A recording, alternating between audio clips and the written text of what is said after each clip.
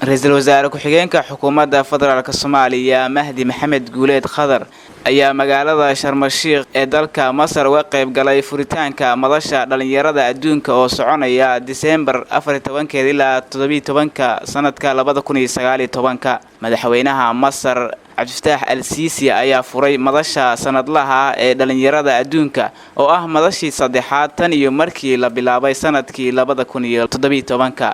madasha ayaa ah madal ay dhalinyaradu kula kulmaan dadka siyaasadda saameeya ee adduunka, dadka go'aanada leh iyo shakhsiyaadka kale ee saameynta leh aragtidoodana ay ku wadaagaan. madasha oo ajandayaasheeda sanadkan oo ay qayb ka yihiin sugaanta, cunnada iyo kacdoonka warshadaha ayaa waxaa sanad kasta ka qayb gala qaar ka mid ah hogaamiyayaasha caalamka, hogaamiyayaasha dhalinyarada hal abuurka leh, dadka caanka ah iyo ururada dhalinyarada adduunka.